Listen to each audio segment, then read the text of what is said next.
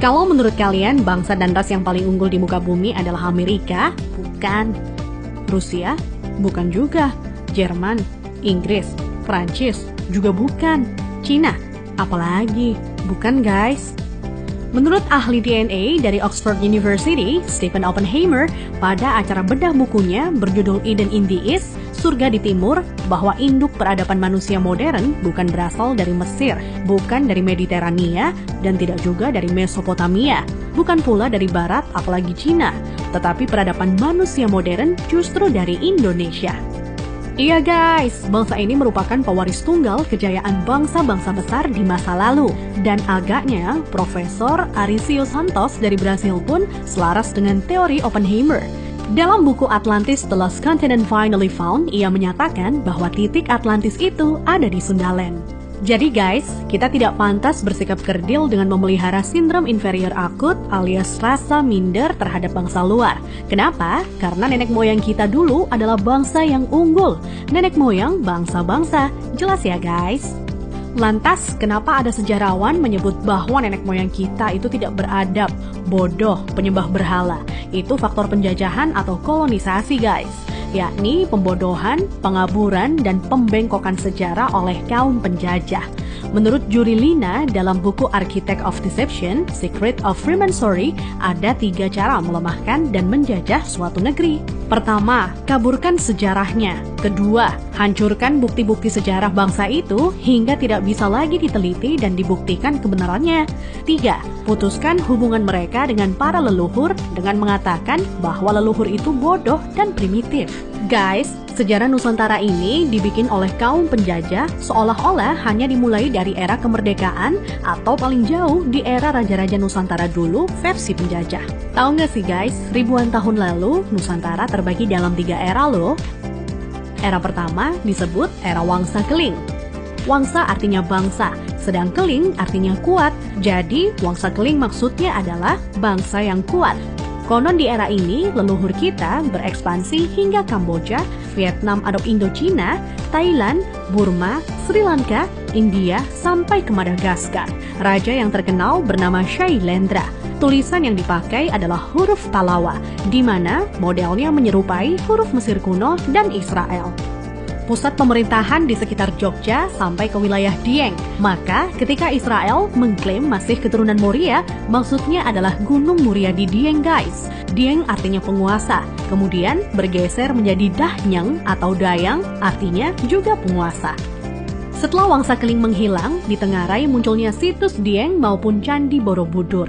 Nah, habisnya era Wangsa Keling ditandai dengan bangunan Bako atau Baki, yang artinya kuburan atau berakhir, dan ditandai dengan berdirinya Candi Boko atau Bako. Era selanjutnya adalah era Medang Kamulyan. Medang artinya kemajuan dan Kamulyan artinya kemuliaan atau kejayaan. Bahwa Medang Kamulyan zaman kemajuan terutama bidang keagamaan. Agama lebih dititik beratkan dalam sistem pendidikan terpadu mulai dari lingkup kecil hingga besar. Rajanya yang terkenal adalah Ratu Boko. Di era itu merupakan cikal bakal munculnya huruf Sangsekerta yang dikenal oleh Aji Saka. Aji artinya sesuatu yang dihormati, dan Saka artinya penyangga, caga, atau tiang. Nah, tiang jika bergeser ke Cina menjadi Tian atau Tuhan.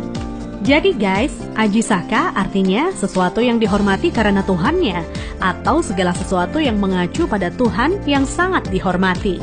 Kemudian huruf-huruf tadi akhirnya menjadi bahasa Sangsekerta. Jadi guys, Sangsekerta itu asli berasal dari bumi Nusantara atau Indonesia, bukan dari India. Kenapa? Di India tidak ada kata-kata sang.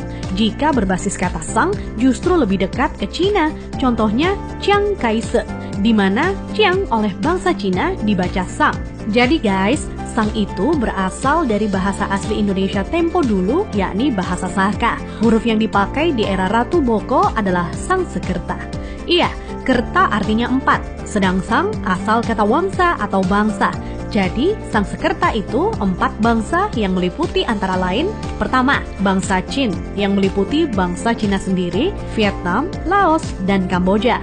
Kedua, bangsa Thai, meliputi Burma dan Thailand. Ketiga, bangsa Afrika, yakni Madagaskar, Sri Lanka, India, dan lain-lain hingga Mesir disebut sebagai bangsa Afrika. Keempat, Bani Jawa yang terdiri atas bangsa atau suku Jawa, Sumatera, Papua, sampai Kepulauan Polinesia dan Hawaii. Hingga kini, Sangsekerta kuat pengaruhnya di India dan Sri Lanka. Dari keempat bangsa tersebut, penguasa yang terkenal ialah Ratu Boko.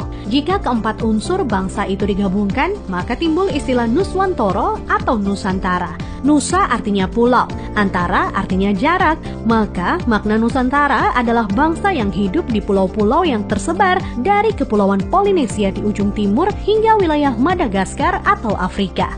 Selanjutnya dari era Medan Kamulyan berganti ke era Kahuripan. Kahuripan artinya kehidupan. Raja yang terkenal adalah Hayam Wuruk atau Brawijaya III yang terkenal dengan sebutan Jumadil Kubro sebagaimana makamnya di Troloyo, Trowulan, Mojokerto. Maksud kata Jumadil adalah Jum'ah atau Jumat yang artinya berkumpul atau bersatu dan Kubro artinya besar. Jadi Jumadil Kubro maknanya adalah berkumpulnya sesuatu yang besar atau istilah Sangsekerta disebut Sumpah Palapa. Melalui Sumpah Palapa, Hayam Wuruk berhasrat membangun kembali Nusantara sebagaimana dulu pernah gemilang di era Medan Kamulyan. Ia ingin menyatukan Nusantara yang telah tercerai-berai menjadi beberapa kerajaan atau wilayah kecil-kecil. Dan patih yang melegenda adalah Gajah Mada. Nah, hal yang tidak tercatat atau dihilangkan oleh sejarah modern ialah guratan atau ukiran pada batu sumpah palapahnya Gajah Mada yang ternyata berlafazkan La ilaha illallah, tiada Tuhan kecuali Allah. Itulah guys, catatan yang hilang dari sejarah leluhur kita yang menurut Arisio Santos. Leluhur kita merupakan nenek moyang bangsa-bangsa. Thanks to watching.